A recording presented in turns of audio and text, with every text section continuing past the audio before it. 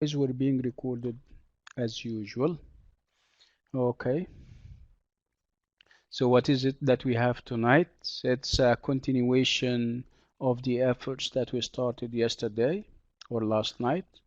So what did we do last night? It was John Webster's The Duchess of Malfi, and we started the first chapter. I remember in this part we have two chapters. We have chapters 3 and 4. So chapters 3 and 4 are dedicated to Webster's The Duchess of Malfi. We haven't finished, chapter 3. We're going to finish it off tonight. And I'm hopeful that we can start chapter 4 tonight. If not, I might call for an extra class this week. Anyway, so John Webster, The Duchess of Malfi, Love and Marriage in the Malfi Court. Okay. I think by now you guys have a very good idea and a very good foundation and grounding in the age in terms of the ideas that this part of the book addresses. We talk about women and the position of women and their status in the 16th and the 17th century. We talk about the Renaissance and its different tenets. We talk about deep issues in both the Elizabethan and the Jacobean age. Remember, we spoke about the idea of class fixity. We spoke about the idea of uh, race. And on top of them, and quite tied to them, would be the idea of women. This has been the talk over the past 2 weeks. We spoke about Othello, and we set Othello against the background of the age. And we're doing the self-same thing with Webster's The Duchess of Malfi. Spoke about the idea that the plots are not original, the names of the characters are not English, and we said that this is done on purpose so that they can avoid, the authors can avoid persecution. Persecution means being brought to court and asked about the ideas that they present, especially if these ideas have criticism to the ruling authorities. And we had a very vivid example in John Webster's The Duchess of Malfi, for example,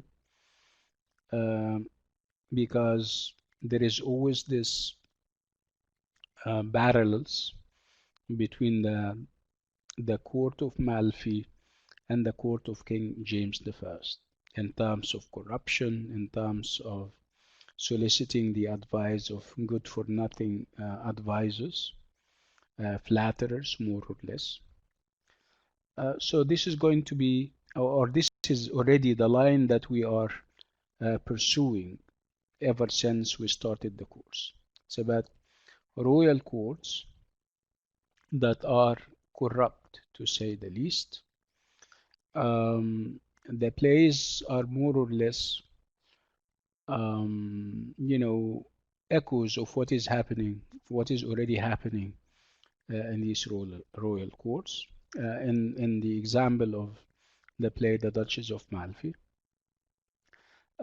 they also address issues that are hot at the time, the idea of race, the idea of established order, like we always say, um, and on top of them, like we said, the issue of women and their legal rights and whether um, they are given their legal rights, especially when it comes to marriage. Okay, so I'm not going to say, what I already said. I'm going to move straight away to the point where we stopped last time.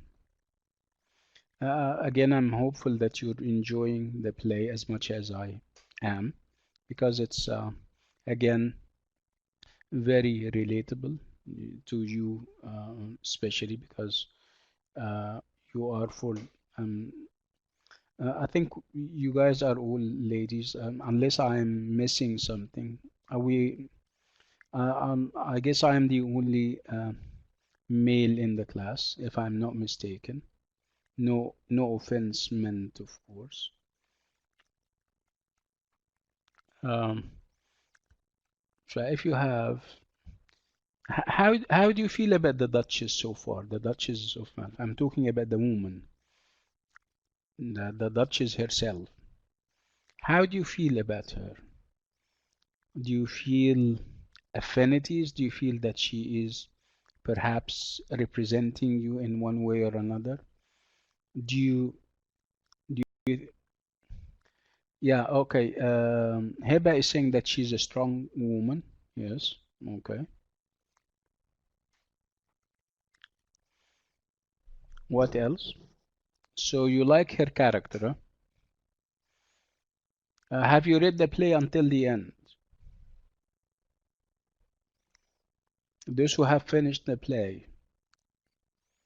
If you have finished the play, please raise your hand or type one. Or okay, Amira. Okay, Amira is perhaps halfway through. Hiba finished reading the play, and reading the play, not the summary, because there is obviously a big difference. You would forgo and miss a lot if you only read a summary, right? Okay, Suad is obviously reading, but she hasn't finished yet, which is fine.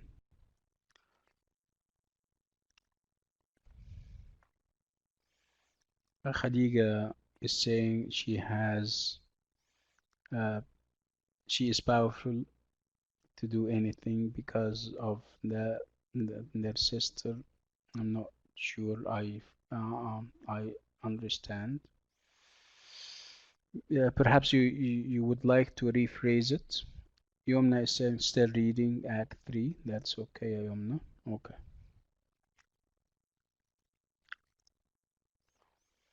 Okay. So of all the characters that we have met so far, remember we met um Antonio, we met Delio, we met Bussola, we met the Cardinal and the other and Ferdinand. Of all these characters, which of them is the most likable, for example? Which of them you like most? Which of them you think is more attractive technically than the others? Okay. I mean, I'm talking about the characters that we have done so far. Abir is saying Antonio. Okay. Why? Abir is saying that he seems genuine. Okay. Okay. Any other view, perhaps? Do you do you happen to agree with Abir about her assessment of Antonio?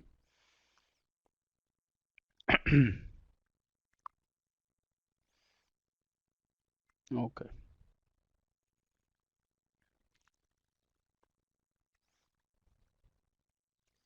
What do you think of the character of Busola?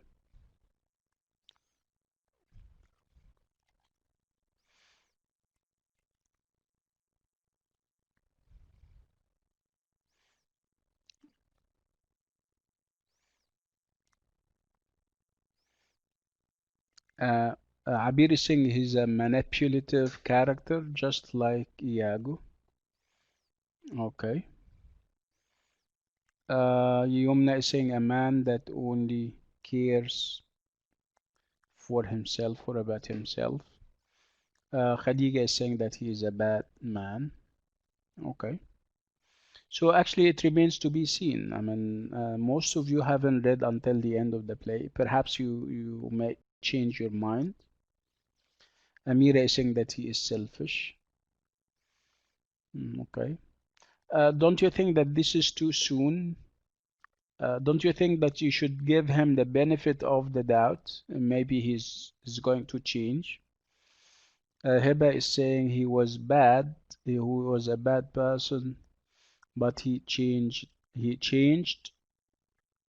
I mean, she's trying to say that he had a change of heart towards the end. Okay, good. Abir is saying his regret in the end does not serve him at all. Okay, we'll see. We'll see whether we are ready to relent and change position should we think that there is a need for this change or not.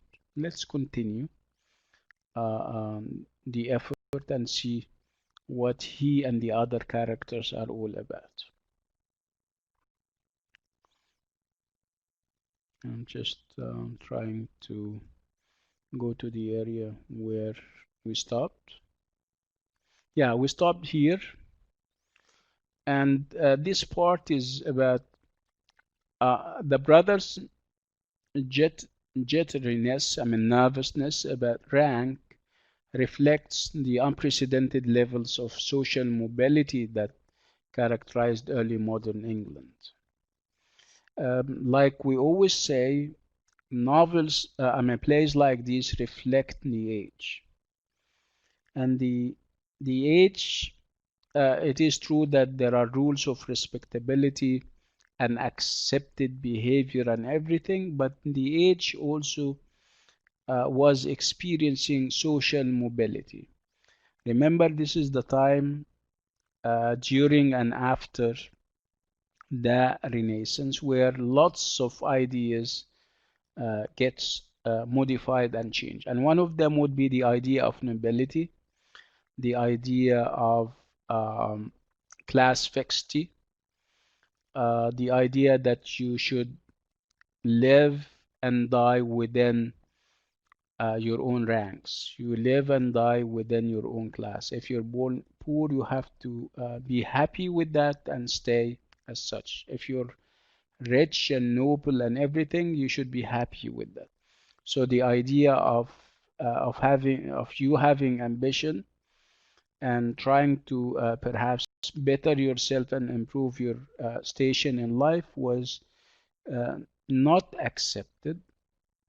But somehow after um, the Renaissance and um, the Reformation, the Protestant Reformation, especially, we came to notice that there are changes in society.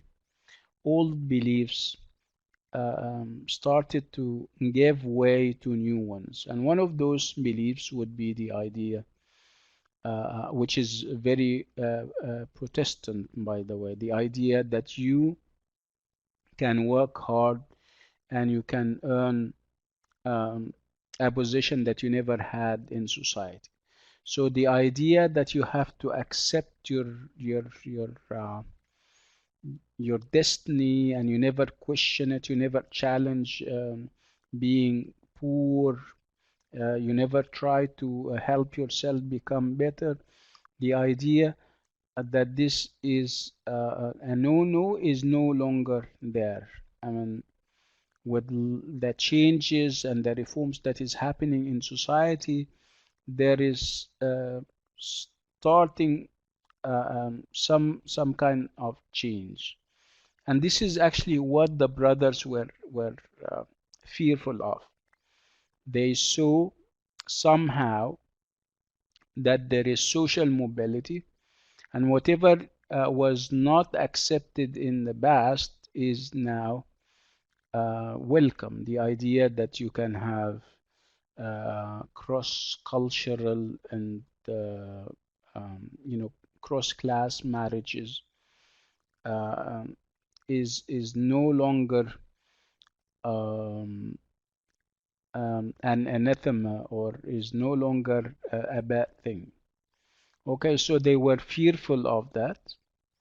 That's why they wanted right from the very start. Yani the idea for them, instead of uh, um, you know our instead of our sister getting married to somebody beneath her, we would kind of threaten her.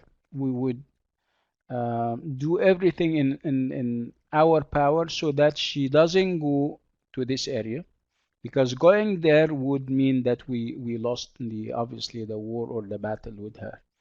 So right from the very beginning, we're going to intimidate her into uh, um, not thinking about getting married in the first place. Of course, they were not successful in that because she has already gotten married. She has already gotten or chosen somebody to marry. And this is what is going to complicate things, as you may have seen. So again, the brothers' jitteriness about rank reflects the unprecedented levels of social mobility that characterized early modern England. Those in power were fond of claiming that a fixed and rigid social hierarchy was divinely ordained. So they used to believe that this is the grand scheme of things, if you like. This is ordained by God, and there is no way we can mess with this because it's ordained by God. But the reality was restless movement up and down the social scale, and land and wealth flowed away from old established families into the hands of new men. Remember, this was the time when the bourgeoisie started to arise. Bourgeoisie is the middle class. So people who amassed their wealth not through inheritance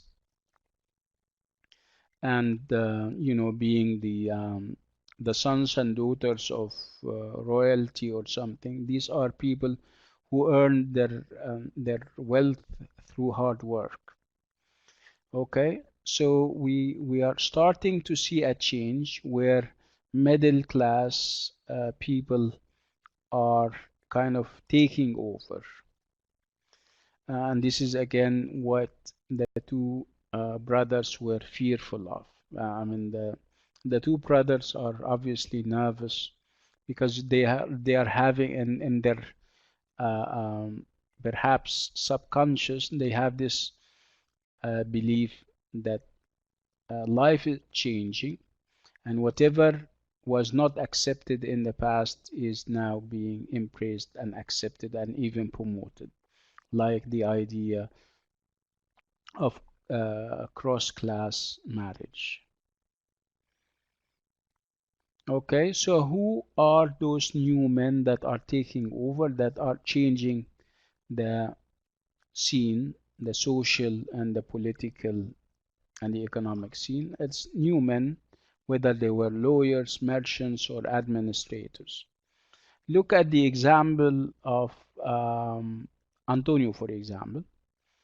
Antonio is a good administrator. He is low born, but he could make it and become a courtier in the court of Malfi. He would earn the trust of people in the court, and he is low born, but he is something. I mean, to the extent that he earned the admiration and the love of the queen or the duchess. But I mean, Antonio and the example of Antonio tells you that uh, things are changing. The scene is changing beyond recognition at the time.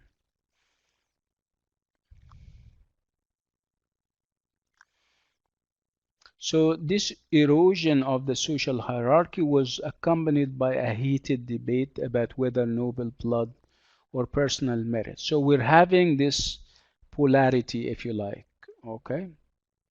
So we have this conflict between uh, conflict that is occurring in society between uh, um, I mean those who believe that noble blood is all in all, and those who believe that it should be personal merit. Personal merit means that it's through your accomplishments you can have access and entry into the world. You can get promoted.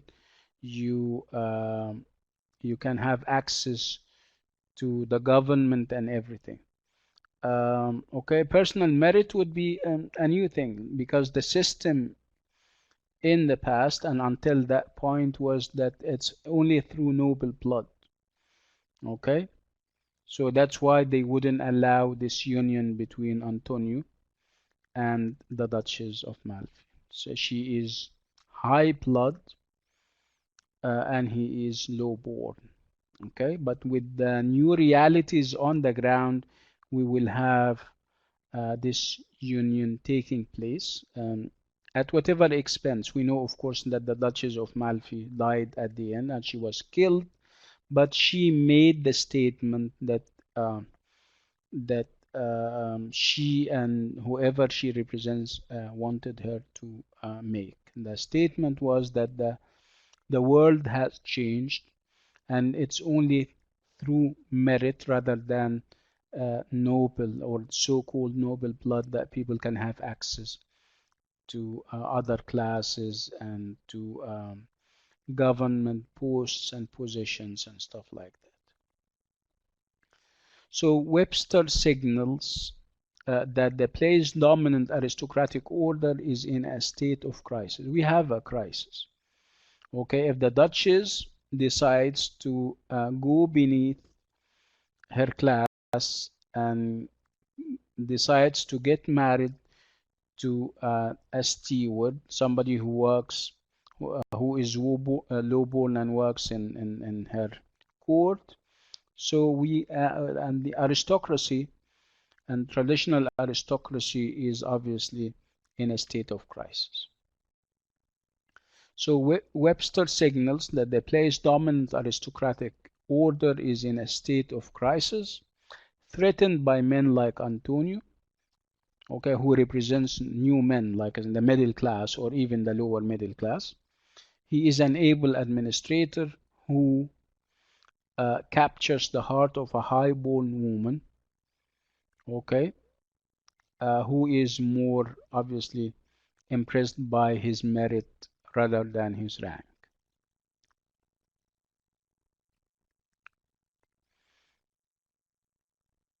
So again, at one point we were saying that the two brothers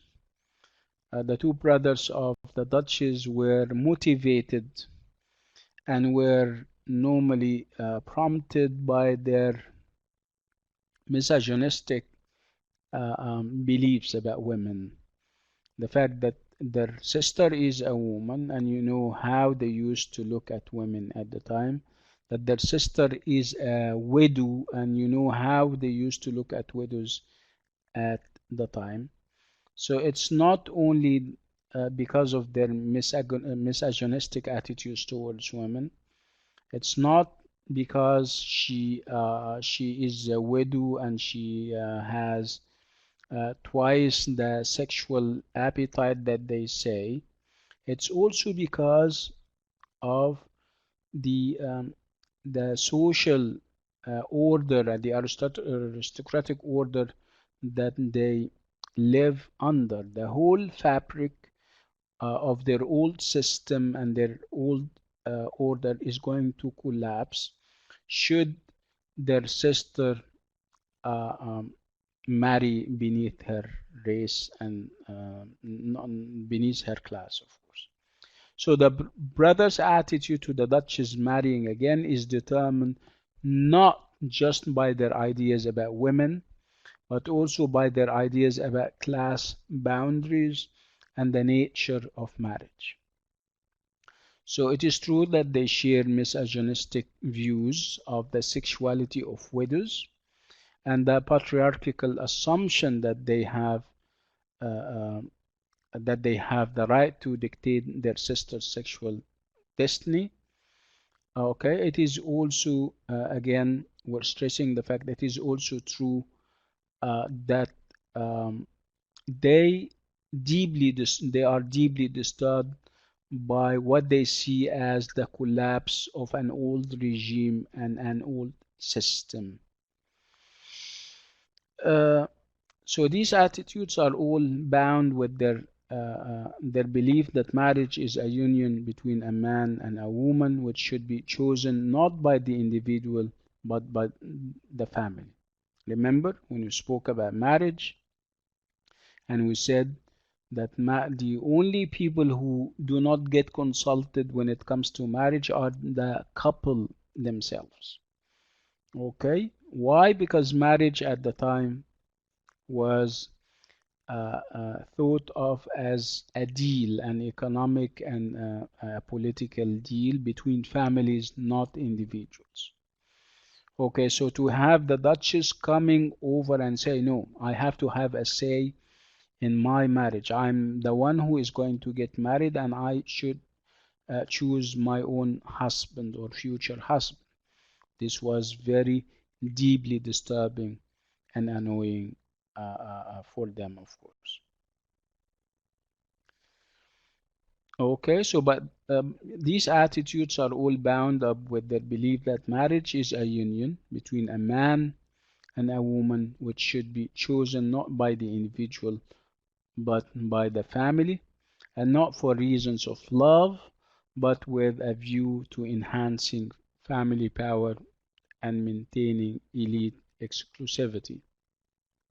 Okay, so they want to keep the system intact. The system says that um, the loving individuals have nothing to say or do about it. Their families decide, and they have to kind of implement those decisions. Uh, Again, among the new ideas that were also starting to pop up was the idea of what they call compassionate ideal, the compassionate ideal of marriage. At the time, and also because of the Protestant Reformation, um, there um, arose uh, um, a competing approach to marriage that is based on the idea that uh, um, marriage should be based on love and mutual respect. This was new, and this is also was a gathering threat to the two brothers.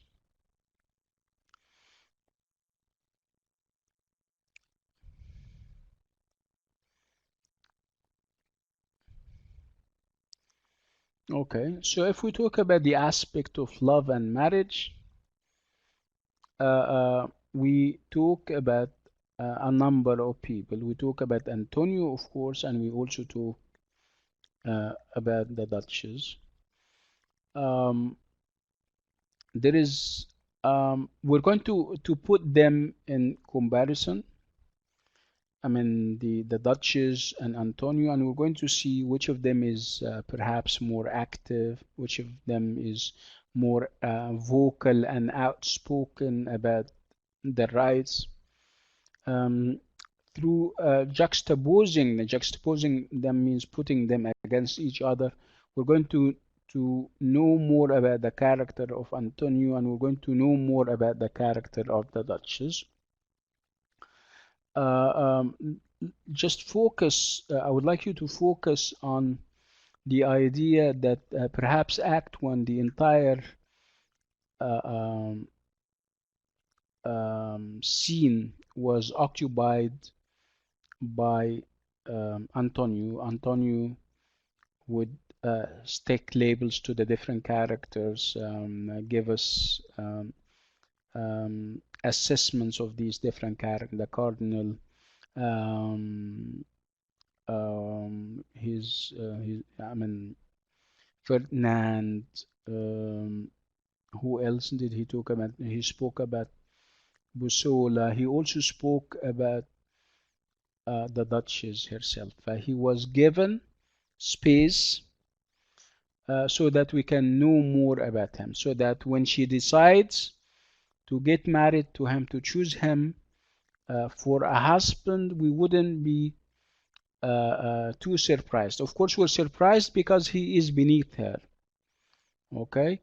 But we won't be surprised because we have seen how judicious, how um, a good judge of characters he is. So it is as if um, Webster is trying to kind of qualify him to the role that he's going to be playing in the end as the husband of the Duchess. Okay, so who is in the eyes of the two brothers? Antonio, of course, is a commoner. Commoner is from the common run. He is low born. So when they get later to know that he got married to their sister, it's going to be a big thing. Again, why did she choose? I mean, this part is focusing on why did she choose Antonio? Why didn't she, for example, choose Bussola or Delio or any other characters? Again, what is coming up would be some kind of evidence that Webster is providing. He's trying to say that Antonio is of course a low-born and everything, but he is smart.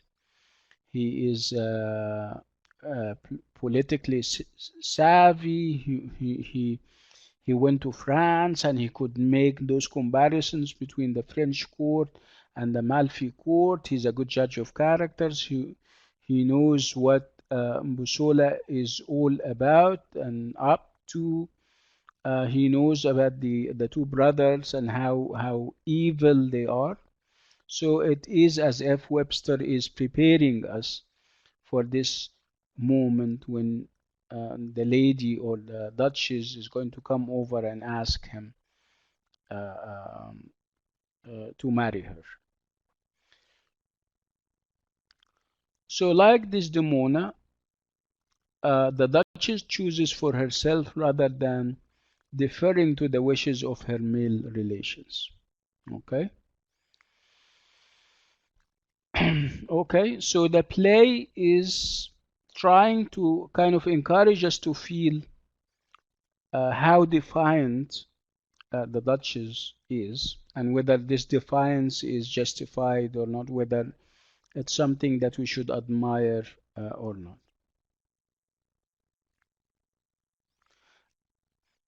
Okay, so the second side of this marriage would be, of course, Antonio.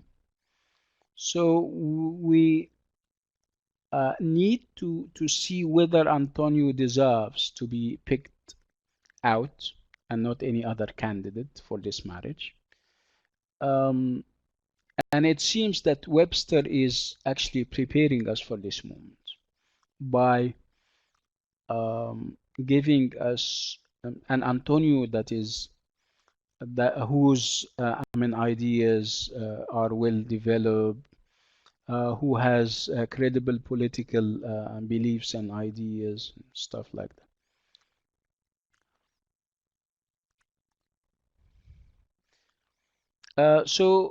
Antonio provides detailed descriptions of Bussola, the Cardinal, and Ferdinand, and finally of the Duchess. And through his revelations and through his assessments, we get to know that he is really a good judge of characters because they are going to prove to us, to prove what he has been saying about them. They are going to give us examples of what he was warning us against when it comes to them, for example.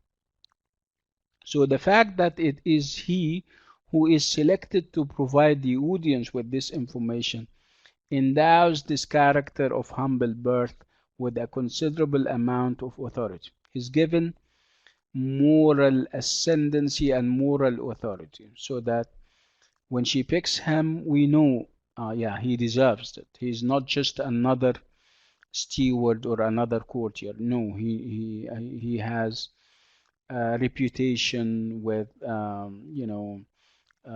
assessing situations in a correct way, reading and seeing through characters and sticking the right labels to them and everything.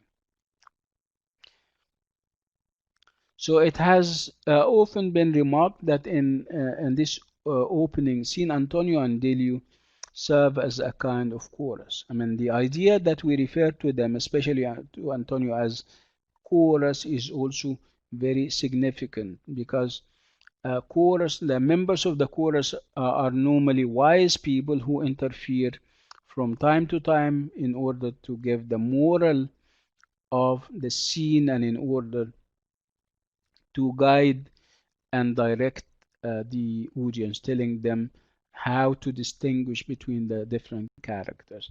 For lots, for critics to say that Antonio is can be a part of a chorus is, of course, to his credit, and also would enhance,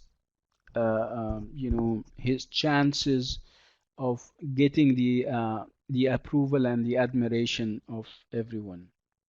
So that again, when he eventually gets selected for the marriage, we wouldn't be so surprised.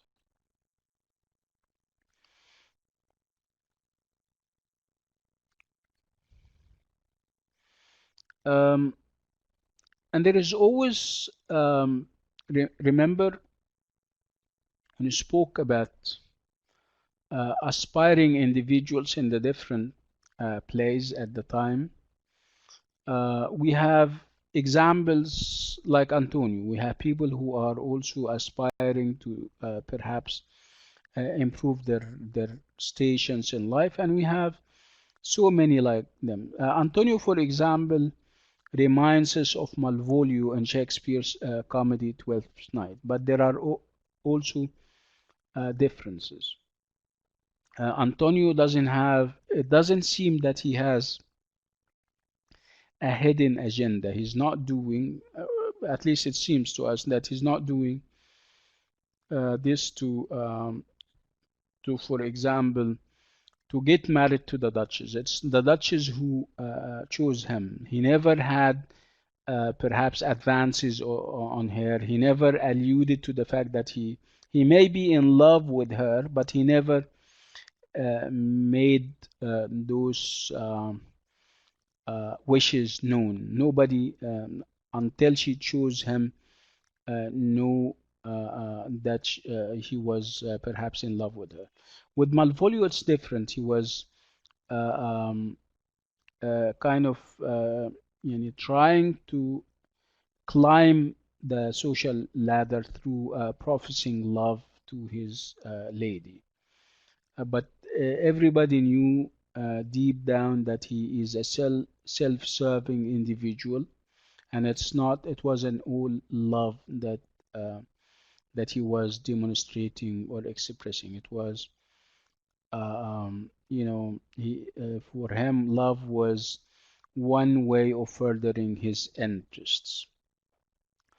And Malvolio was not deep. I mean, he was not as deep as Antonio.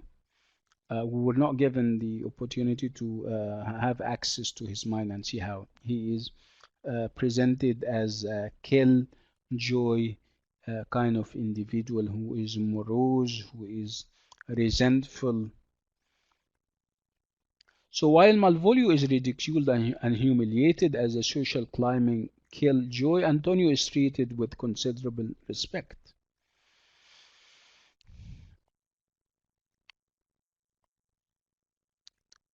Not only is he of course is a reference to Antonio, no, not only is he allowed to enlighten the spectators as to the natures of the play's main characters, His merit is emphasized when he is announced as the winner of the whole thing. The fact that يعني if it's a game and he won the admiration and the subsequent love and marriage of the Duchess.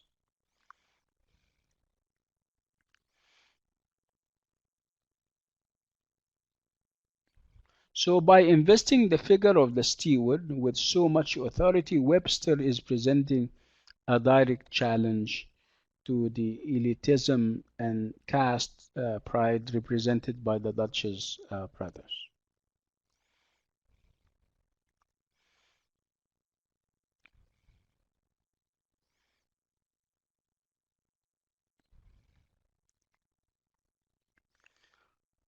Um, and then we are going to have a display of the judgments and the assessments of Antonio when it comes to the other characters. Again, this is going to win and earn him authority, and this authority he will need when he is finally chosen for a husband, because at that time we're going to say yes, we have seen it coming. This guy is different. He is a good judge of characters. He is very judicious.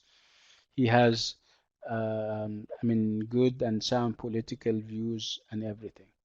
So again, the rest of the act is about the labels that Antonio aptly sticks to the different characters. So according to Antonio, for example, while the cardinal may play the role of a brave fellow when in company, underneath he is a melancholy churchman. He knows that yeah, he may be showing courage in front of everybody, but deep down this guy is melancholy. Melancholic means that he is sad and confused and everything. And the fact that he's given to inveterate plotting against his enemies and not averse to bribing his way to the top of his profession. But this is, yeah, true. This is true of the cardinal. Uh, and he talks about Ferdinand, and he says that Ferdinand acts the part of so Renaissance. He acts the part of a Renaissance prince, but beneath the surface lies a most perverse and turbulent nature. This is what we are going to see about Ferdinand. He is depraved. His nature is turbulent and he is perverse. I mean, look at his relationship with his sister and how um, he cannot find it in his heart or in his system to accept the marriage. Even if she got married to a prince or a king, he wouldn't have approved this marriage because of this he has something in his pathology that is not right, that has to do with this um, very weird relationship that he has with his sister. So through Antonio, then the play identifies both brothers with a talent for this emulation. And they show us something, but deep down they are hiding a great deal. Okay. Remember, we said that Antonio was given the opportunity to talk about not only the brothers but also the Duchess herself.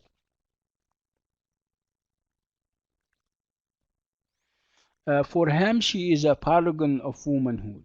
I mean, she's excellent and she is not to be compared with anybody else. I mean, in terms of beauty, and of course, he's going to engage in a bit of exaggeration when he talks about the fact that her beauty and her features uh, um, has the ability to cure paralysis. You know, paralysis when somebody is handicapped, he cannot move. He says that if somebody through her love, through her beauty, she can cure paralysis. And this is obviously a bit of exaggeration. And of course, he talks about her chastity and her eloquence. He left nothing um, positive that he used all the kinds of epithets, all the kinds of hyperbolic language to talk about the beauty of the lady, her manners, and everything.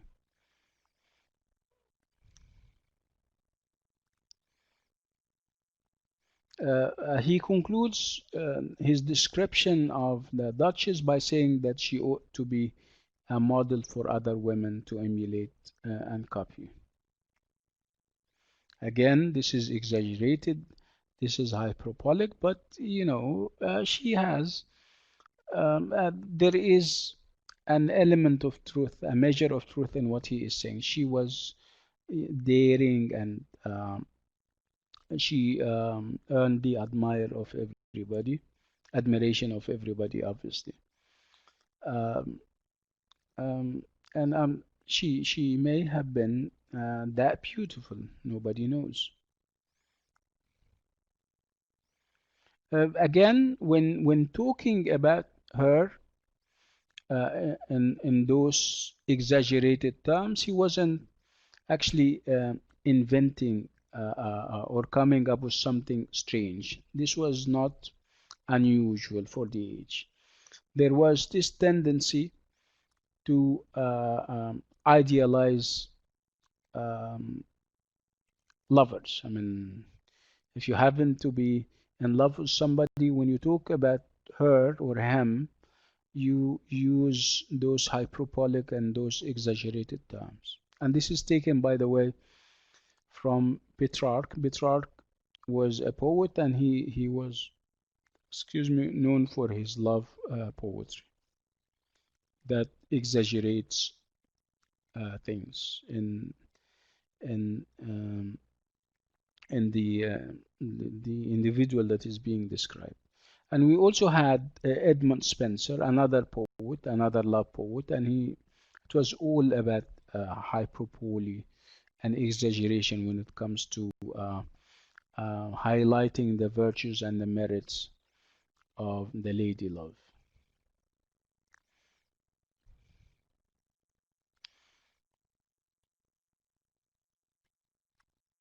This is a continuation of the idea that she's um, not to be compared with another lady, and she's one of a kind, and all these kinds of things. Now we move from Antonio to the Duchess. We'll talk about her when it comes to the idea of love and marriage. We're going to, in a kind of way, set her in comparison with Antonio. We're going to get to know, for example, that she is the one who took the initiative. Antonio never professed any kind of love for her. He never, actually, he was surprised when she came to him and asked and started to kind of court and woo him.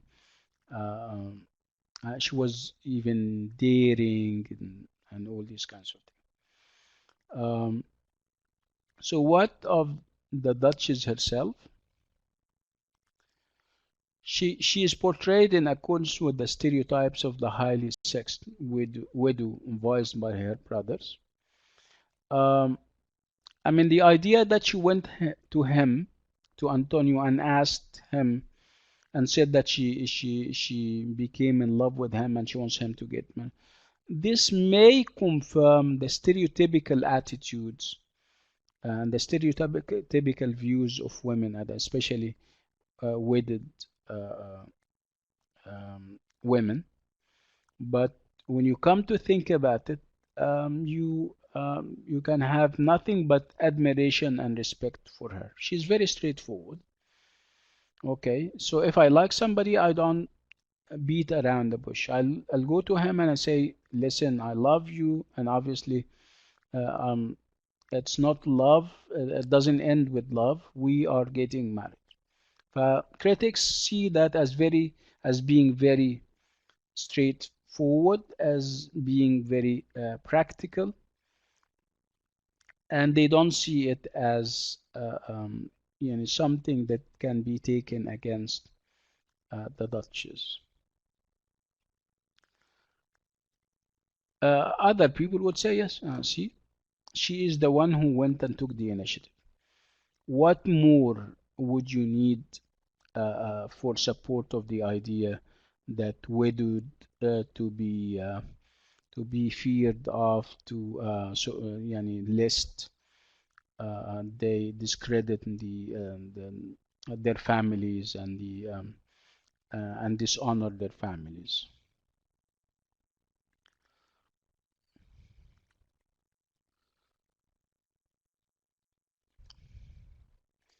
The Duchess is certainly violating norms of femininity in the final episode of Act 1, as she adopts the active role in the marriage. Yeah, for usual onlookers, for people who are conventional, and for people who have who already have misogynistic attitudes towards women, they would say, see how she behaves.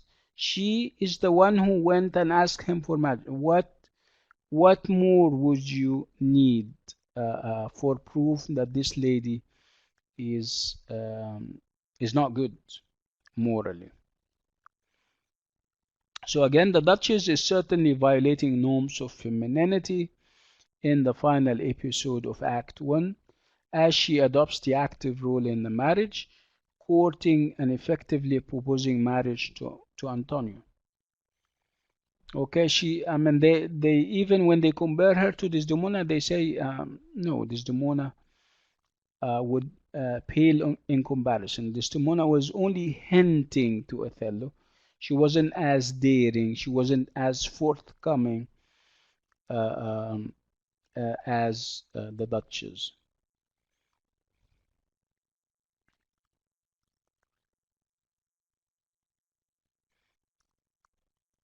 Uh, Again, those who believe that she did the right thing would believe that she's a practical and pragmatic lady who knows what she wants and she goes for it. She doesn't again maneuver or beat around the bush. And remember that she was the Duchess. She has authority. She makes things happen. She is making history, if you like. And she talks about her beauty. In a very uh, matter of fact way. She says, "Listen, my husband died. Should I go and weep myself to death beside his grave, for example? You want me? I am a human being. I have feelings, and what's wrong with that?" So she was very practical. At one point she would say, why should only I, of all the other princes of the world, be cased up like a holy relic? Why would you want to put me as a relic? Relic means like a statue or something devoid of life and soul. You want me to be like a statue that you dispense with it the way you like. You put me here sometimes, you put me there sometimes. No, I am a human being who has feelings and emotions, and I feel, and I want to get married. I want to live my life and be happy, have kids. Yeah, she is very realistic, Yamaha. Yes.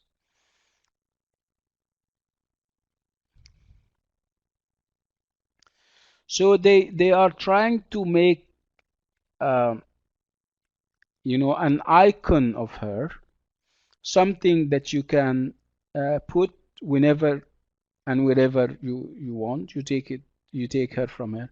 They are not dealing with her as a human being who has feelings and everything. And this is obviously the difference between nature and artifice. Nature would mean that you behave like normal human beings. You act and react in a spontaneous way, in a normal way. But artifice means artificiality. So people have expectations of you. You meet those expectations at your own expense, at the expense of losing yourself and using uh, uh, your own identity as a human being. So again, we're talking about the gap between the naturalness of a woman's flesh, blood, youth, and beauty, and the way patriarchal society seeks to transform women into decorative, precious objects that can be locked away and safely controlled. No, she's saying no. I wouldn't fit your mold. You're putting me into a mold that I don't accept. Okay? There is more to a woman the than just being a decorative object. Stop objectifying us as women. We have feelings, we have emotions, we want to live our life. I want to get married, I want to have kids, I want to enjoy life, which is obviously, I don't see any problem with that. So this contrast between nature and representation suggests that the Duchess is neither lascivious, as her brothers would have it, nor the inhuman paragon of loyalty and chastity. She can be chaste, but there is obviously nothing wrong with getting married again. This is not going to undermine her chastity. Chastity and being virtuous wouldn't be undermined if she gets married again. She doesn't want to be the alabaster figure that they are trying to make of her. No, she doesn't want to be the holy relic that they are also, uh, um, um, you know, asking her to be.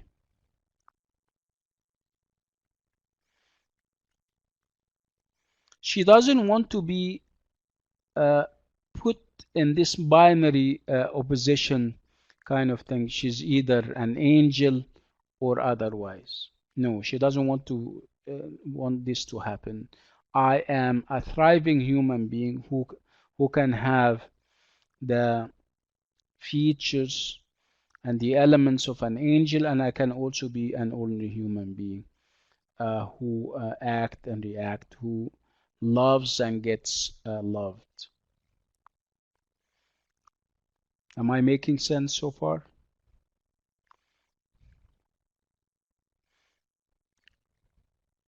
Okay.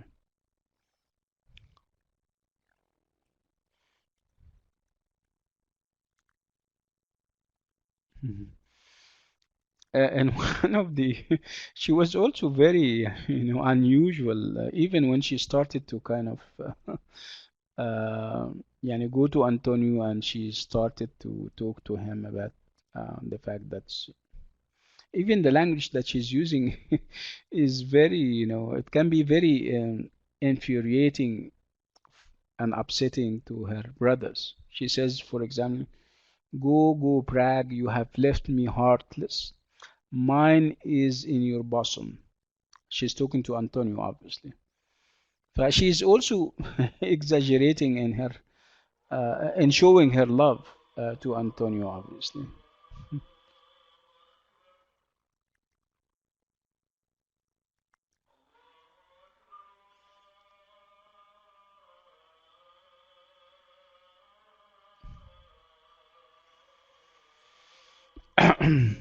um, he wouldn't kind of exchange those vows with her. I mean, he obviously he was hit to get to know that she was in love with him, and he was surprised beyond uh, recognition. Uh, and he doesn't have the power. He doesn't have the power that she has to communicate the admiration that he has for her. It is true that away from her, he was speaking, in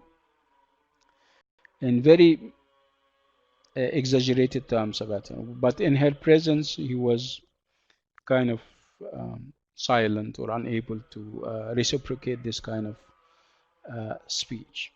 Let's take a 5 minute break for the prayers, and then when we come back, we can always continue. I'll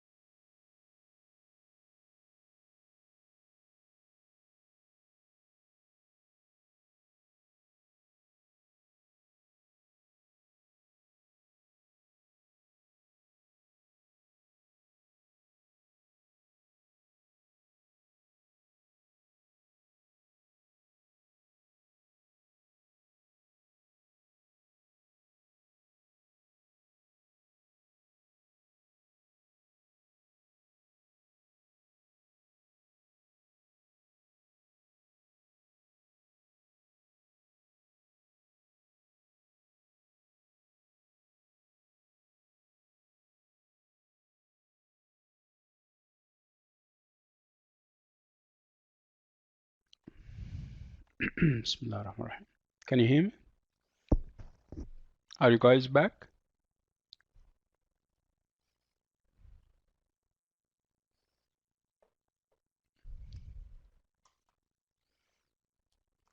Okay.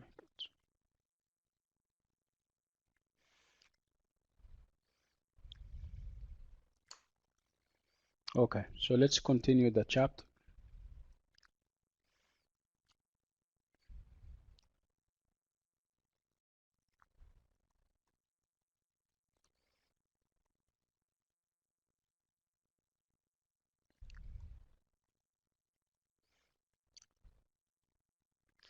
Um, so again, what uh, the Duchess is doing is, yeah, some kind of, you know, she is obviously challenging the conventional gender roles. What she's doing is obviously not very familiar at the time. To have a woman asking a man, asking the hand of a man for or in marriage was quite unheard of at the time. So the staging of the courtship stresses how much this marriage turns conventional gender roles on their heads. Obviously, these are yani, something quite unheard of, unfamiliar to have a woman, like I said, asking, is the one who is taking the initiative. Not only does the Duchess instigate the wooing, it is she who places the ring on Antonio's finger. And when he kneels in response, she raises him up again. You see, he knows what he stands for. He knows that he is way beneath her, and that's why, I mean, he kneels down. Kneels down, you can interpret this kneeling down in perhaps two different ways. This is typical of lovers, male lovers. They normally kneel down in front of their lady loves, which is acceptable. And also, you can also think of it as a subordinate kneeling down in front of a superior. Remember that she is the queen or the duchess, and he is a mere steward. Okay. Again, the idea that she's going to take him up is also an indication that she manipulates all this and the threats. She is still the Duchess. It is true that this is marriage, and with marriage, I mean, we have some kind of leveling process where the lover and the lady love are equal, but she maintains authority on account of the fact that she is politically superior, the fact that she is the queen or the Duchess.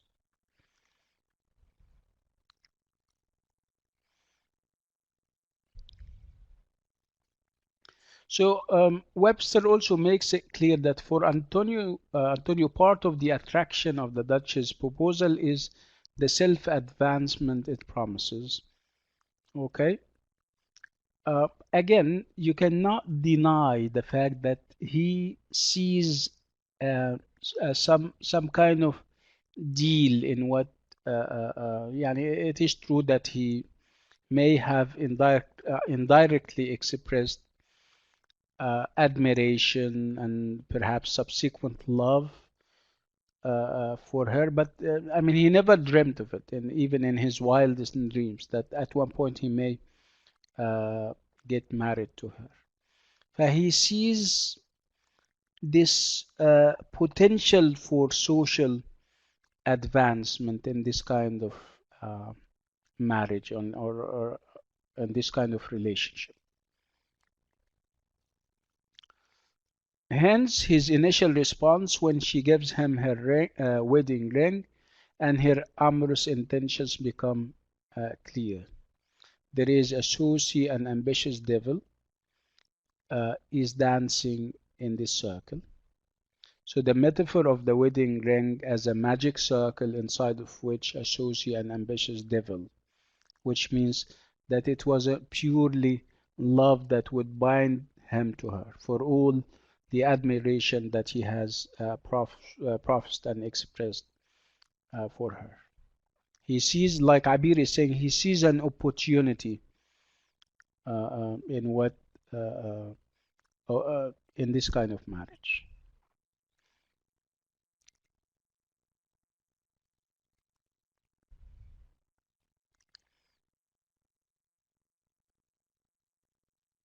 Again, what perhaps confirms this idea that he sees an opportunity uh, in what in the relationship would be the fact uh, that he is very conscious and very aware of the dangers awaiting him. The fact that he is all the time reminding her that your two brothers are not going to be happy about it.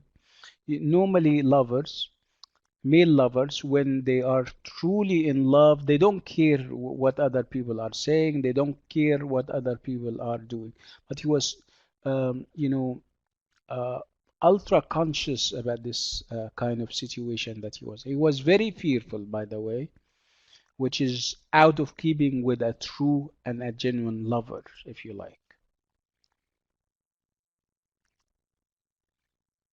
So the point is not that Antonio feels no love for the Duchess, but that his motives for marrying are mixed. He is also frightened of the Duchess brothers.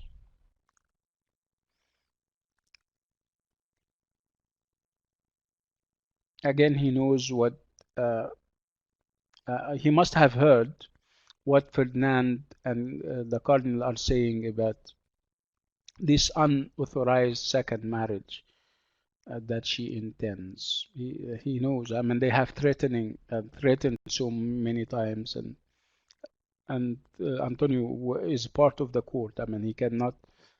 He has ears enough, and he must have heard what they said. They would do should she decide to get married for the second time. I know we have examples. Ferdinand, for example, would declare that such weddings may more properly be said to be executed than celebrated. So execution. And the cardinal would add that the marriage night is the entrance into some prison. So these are all verbal clues as to the fate of this forbidden union.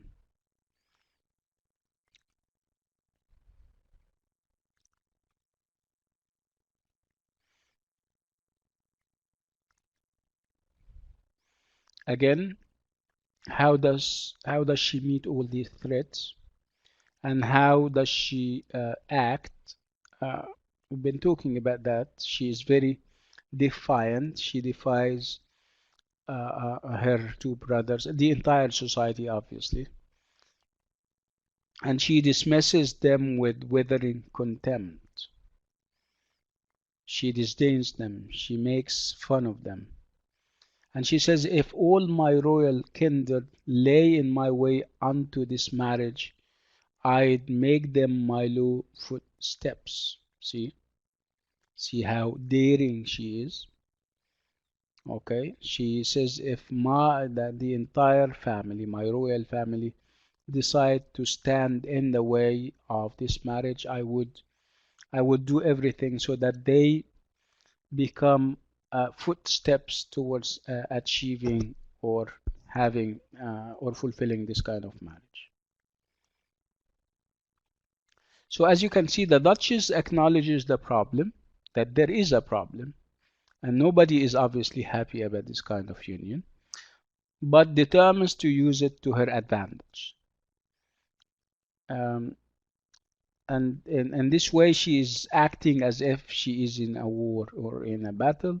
And in battles, I mean, normally, chief strategists and military leaders take advantage of what other people perceive or see as a weakness. So facing danger and thereby transforming their fear into courage and valor.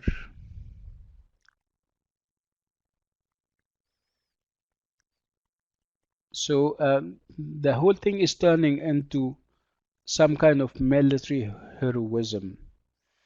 It's military heroism that she wouldn't achieve as a woman because women were denied access to wars, and women are not defined through wars. It's only men because this is a masculine thing according to them. But as the queen of the land, she has the authority because she can declare wars as a queen, as a sitting queen, or as a sitting duchess. So it is true that her sex may exclude her from this world, the military world, but her high rank connects her to it. As you know, wars had traditionally been the chief vocation of the male aristocrat.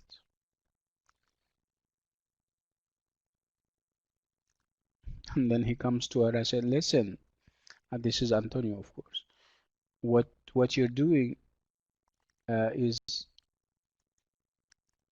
obviously very dangerous." She would say, "Don't worry, you're doing fine. Do not think of them. All discord without this circumference is only to be petted, not feared." She is the one who is reassuring him. Obviously, this is also a reversal of roles. She is challenging traditional roles, gender roles. I mean, he is the one who, as male, as masculine, he is the one who should be reassuring her. But this is obviously not happening.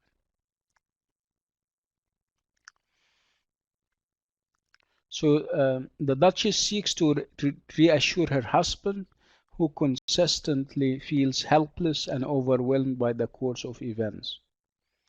So Antonio seems to recognize the gender confusion when he says to his new wife, "These words should be mine." I mean, he admits and acknowledges. I mean, he is telling her, "Yeah, you are reassuring me," when in actual fact I should be the one who is reassuring you. He's telling her, "These words should be mine."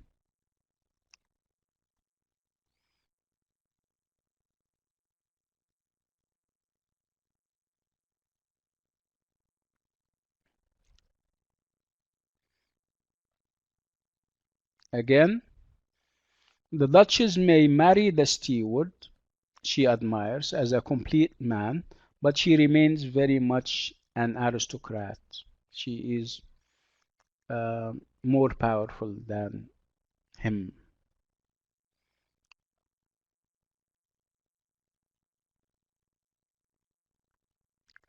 Again, you need to have observers, people who know uh, everyone else, and they perhaps have a detached way of looking at things. And this is the role that Criolla would play. Criolla is obviously her maid or maid servant.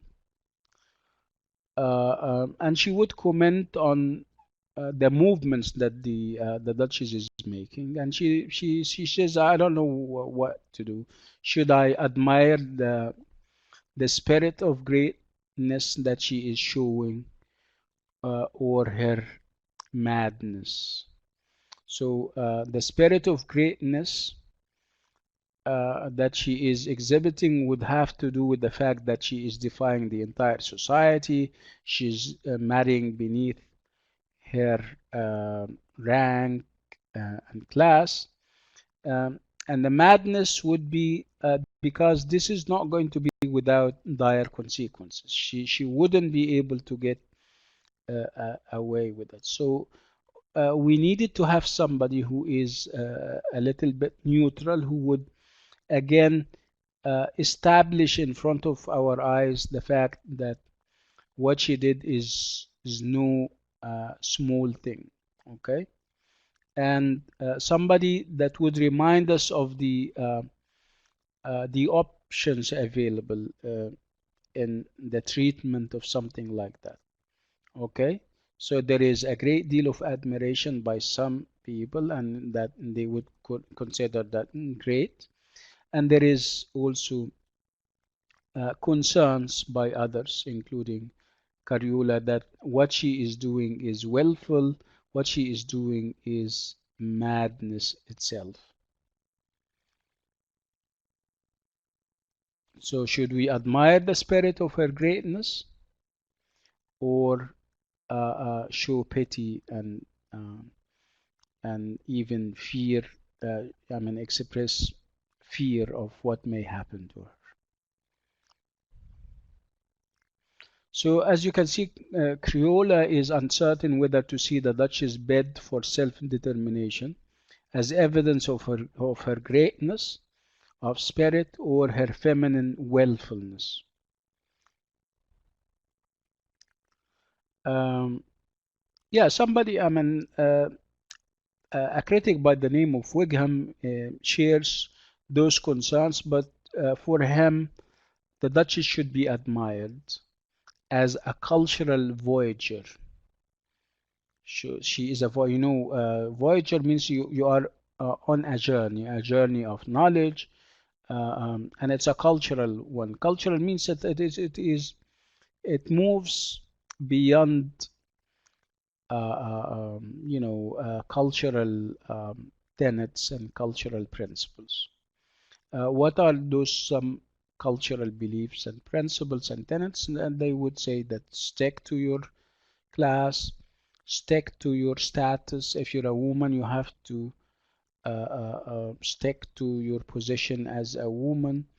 If you're low-born, you should stay low-born, and all these issues that we have been talking about. So again, Wigham calls the Duchess a cultural voyager who arrogates to herself a new role, that of female hero. Okay.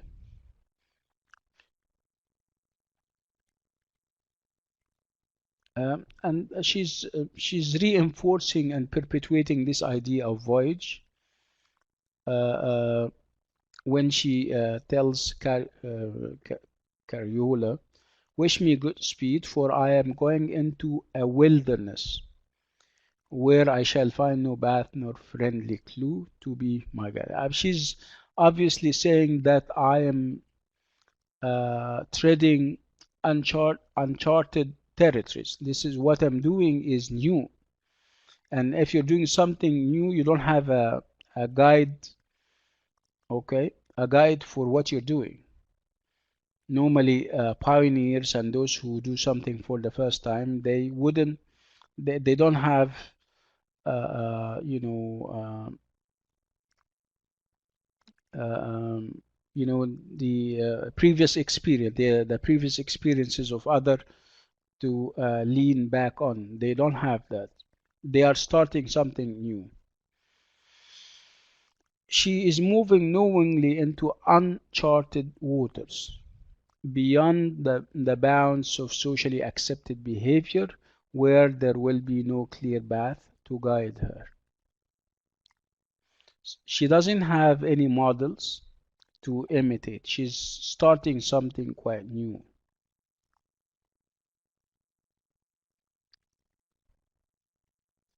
So again, as you can see, um, the Duchess is obviously flouting the requirements of her rank and gender by marrying beneath her rank and beneath her class.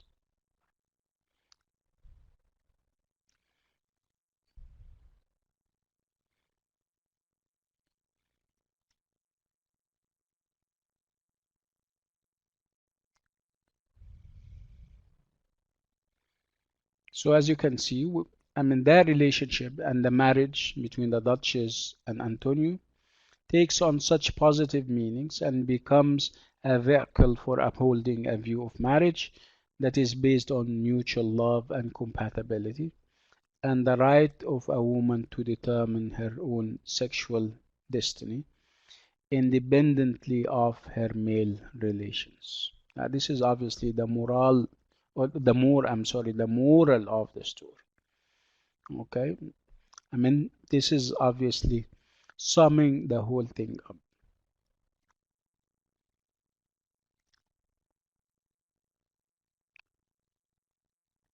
And then we move to Act 2, and it's aptly titled Discovery. So, what's the discovery? The discovery is obviously the fact that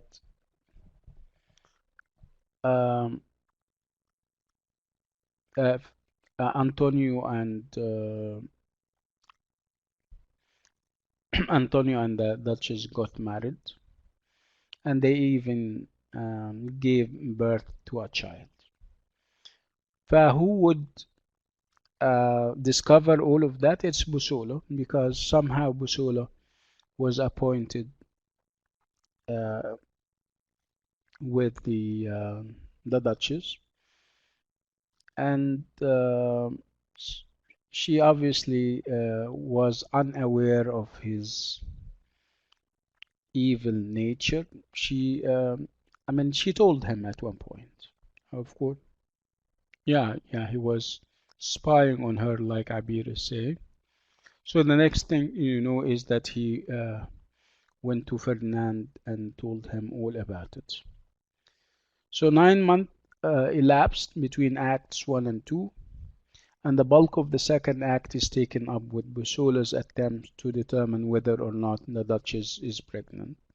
And he did get to know that she was pregnant, and he would, of course, share the information through a letter to Ferdinand.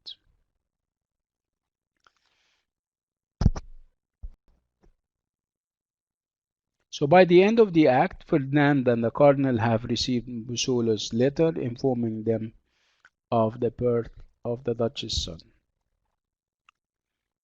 Okay, so we're going to look at the reaction of Ferdinand and what his views are when it comes to this marriage that is go beyond boundaries. The fact that she is high and Antonio is low. Obviously, the two of them, I mean Ferdinand and the cardinal, are very angry at the news, uh, um, and they start each in his own way. They will start to vent or to give vent to their misogynist commonplaces and views.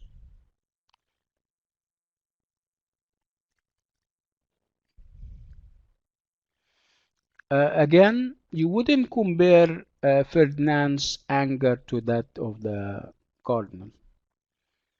I mean, the cardinal didn't lose his control, while Ferdinand, once he got to know about the marriage, so obviously he was more concerned about the fact that she got married than uh, with whom she got married to, or to whom she got married. Um, Again, his problem is complicated or compounded, if you like, compounded, in the sense that he is nursing some kind of, I don't know, incestuous love for her. Perhaps he wants her for himself, which is very strange because they are brother and sister. This is one thing. The other reason would be the fact that she got married beneath her class. So his problem is confounded and complicated. The cardinal doesn't have this problem. Uh, his only concern would be that she got married beneath her class. There is obviously a difference. So Ferdinand's attitude to the Duchess is obsessive and pathological. And even the cardinal is telling him when he showed the reaction on his face and how mad he became, he said, "Come on, slow down. What's the problem?" This is the cardinal talking to Ferdinand. Why do you make yourself so wild at tempest? Why are you, acting like that? Just take it Easy. You fly beyond your reason, yeah. What are you doing? Okay. Are you stark mad? See?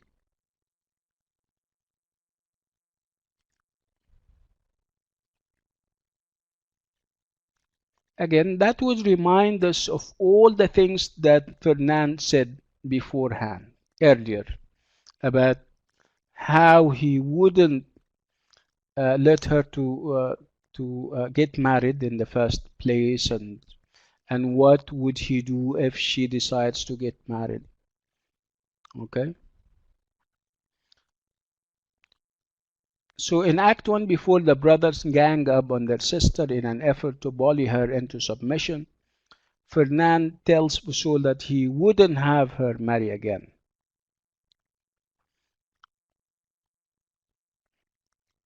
So if you compare this attitude to that of the cardinal, um, there is no comparison at all. The cardinal is relaxed. It is true that he is angry and everything, but his anger is balanced. And the cardinal is more interested or more concerned about the prospect of an inappropriate union. For him, this union is inappropriate. She is high and he is low. This is his only concern. For the other, no, he is a rival in this kind of love. He wants her for himself, if you like. Again, that would, if you have somebody like this, obviously he is disturbed. He's not mentally fit. He is, he has unstable personality, and he has issues. He's deranged. If somebody thinks this way, obviously he is out of his mind.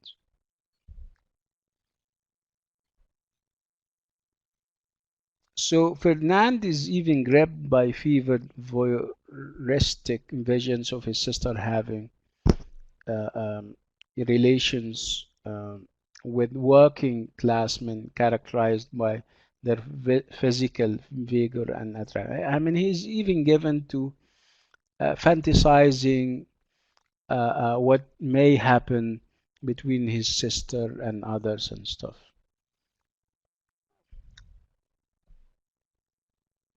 So this guy is losing control. He cannot stop himself from visualizing the Duchess in the shameful act of sin. For him, what is happening is a sin.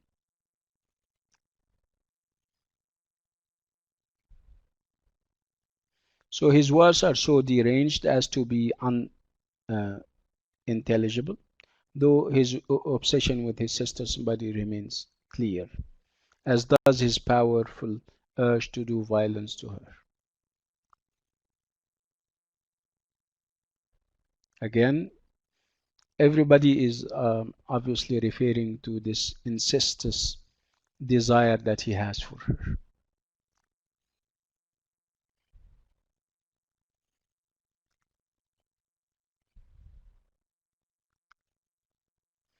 Again, that would bring us to the idea of revenge. Remember, we're saying that the Duchess of Malfi is a revenge tragedy.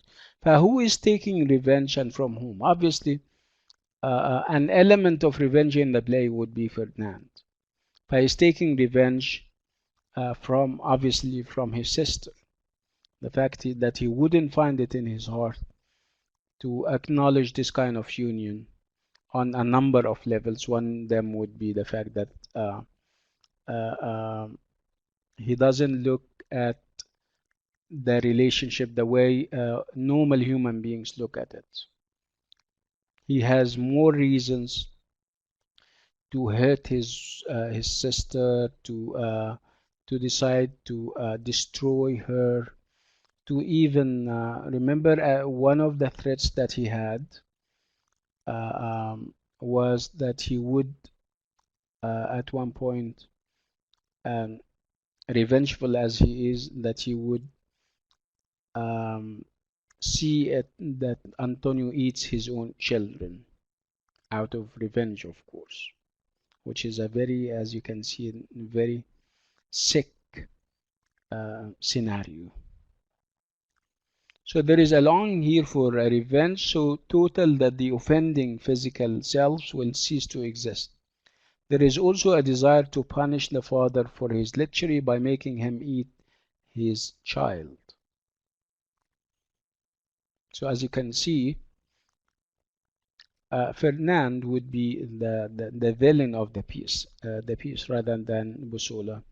In later acts, you will see that Bussola is going to show remorse and he's going to regret what he has done. But this guy, no, he is beyond remorse and beyond regrets, obviously.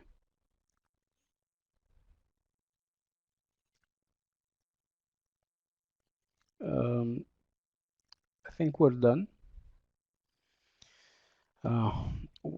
If you have any questions, I can give you up to 5 minutes if you would like me to explain anything further.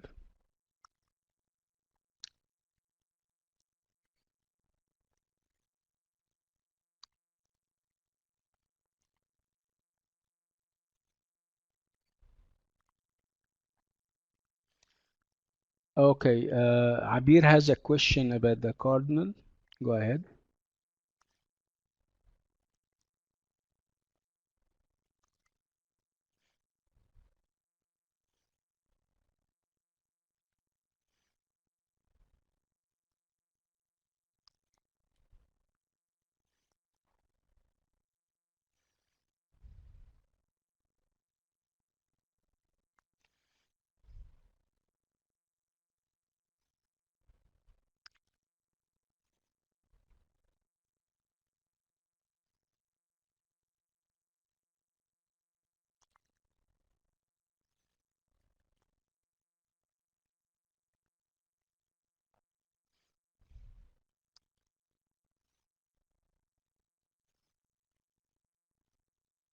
Mm-hmm.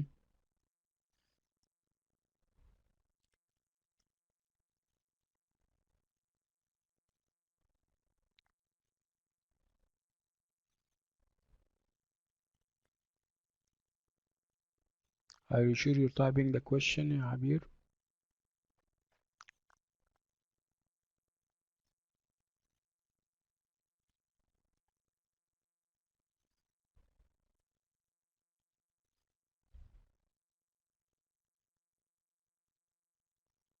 Hello.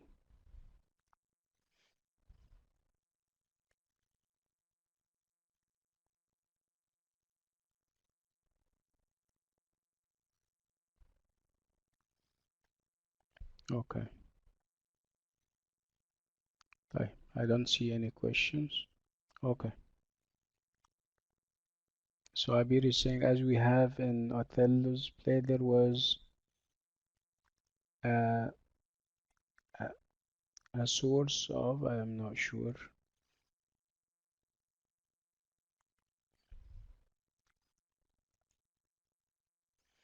comes with, and that's why we see a sort of a biased representation of certain, since he is obviously showcasing a churchman in bad way. If I understand you well, you're talking about the fact that that Webster is having biases against the church. That's why he's presenting the cardinal as an evil individual.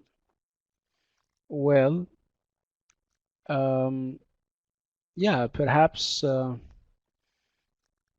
this is how he thought of clergy people, but you need to always remember that at the time and prior, I mean, clergy people were corrupt and they were using their offices and their, I mean, the privileges that the society was giving them, and they were abusing them more or less. So it's so perhaps he was, I mean, Webster was criticizing that by presenting the cardinal this way as as a corrupt individual. Okay. Right. On this note and with this item, we come to the end of today's class. I'll see you next week, inshallah. Assalamu alaikum. Bye bye.